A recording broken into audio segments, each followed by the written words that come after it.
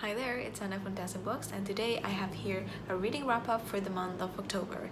I read 5 books last month, and one of them is an audiobook, so that's what I'm gonna start off this video with, and that book is Life of the Party by Olivia Gatwood. So I've known Olivia Gatwood from her performances through YouTube because she is a spoken word poet, and by that I mean usually she writes poems that are meant to be performed, or when she writes the poem she has a performance in mind or a very particular way of saying or telling the poems. And so instead of just reading the book on its own, I'm sure it's good on its own, I thought because I'm gonna read it and hear Olivia's voice in my head anyway, why not just hear her tell the stories and like hear her perform in a way. So that's what I did. I listened to the audiobook and I enjoyed it. Life of the Party was made because of Olivia's obsession with true crime. Either it's true crime shows and podcasts, everything true crime. And it's also made because she thinks that violence against women in media are often romanticized. And for me, when I was reading this book or when I was listening to this book, I think that this book is also about being a girl and being a girl in a world where sometimes it's dangerous because you're a girl. Because it's a collection of poems, I don't really have a general rating for it. Some poems I enjoyed more than others. The ones I like is the one where she talks about how she wants to be all girls, like all the girls you've loved before, like the good girl, the bad girl, girl next door. And then when she asks, what does it mean to survive? Does it just mean I get to keep the body? I like that. Usually the short ones hit, but the long ones I appreciate because of how she took me in that journey and like how visual or how biting some parts of the poems are. And I think that spoken word poems are definitely very special. If you want to know Olivia's performances, I will link my favorite performances in the description down below so you can see what I meant by how visual and how biting her poems are. So yeah, go ahead and do that. Moving on to the next one of the books that I read in October is Maybe You Should Talk to Someone. This is a non-fiction book, and this has to do with psychology and going to a psychiatrist or a therapist as they call it, or a shrink as they also call it. And this book is a non-fiction that is in the form of a narrative, almost like a memoir, and it follows the writer, which is a therapist, as she is a therapist but also as somebody who goes to therapy. Yeah, therapists also go to therapy. Wow. Also in this book, other than the writer, of course, because she's talking about the people who go to her for therapy, we are introduced to a Hollywood producer and somebody who's a young wife and discovered that she had illness that will lead her to her death and how she deals with that. And then a young woman who can't seem to control her life and keeps sleeping with the wrong guy, and also an elderly woman who went into her session and threatened to end her life if it doesn't get any better. So very, very interesting. There's also a reason why there is a tissue box like smack dab on the cover of this book, because I cried quite a lot, or maybe not quite a lot, but I cried often throughout different points in this book. And I like how she gives us insight to why these people do these things, or why these people think of these things, or why they have these tendencies. Those were really, really important and interesting and useful insights, because it also acts as a mirror towards me and my tendencies and why I do certain things.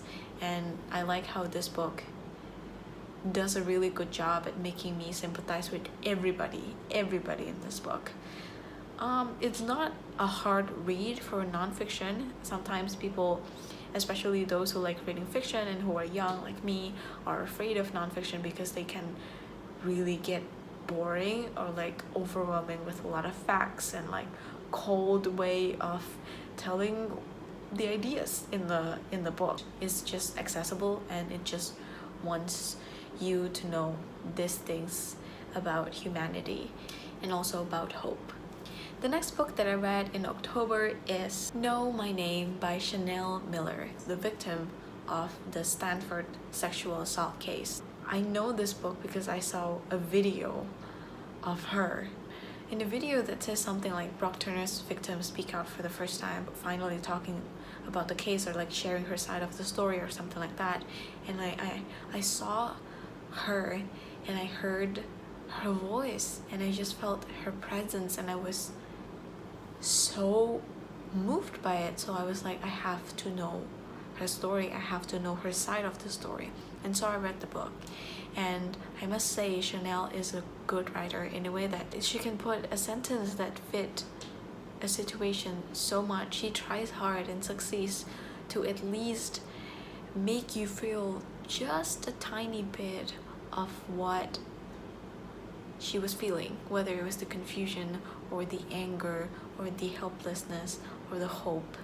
This book was almost like watching those CSI episodes, except that in this one we get to hear a lot more from the victim side, and also her outside of being a victim. Like, who is she, what does she do, how does she think, and what is actually happening, like outside of what the media is telling. That was a new thing for me to discover and read about.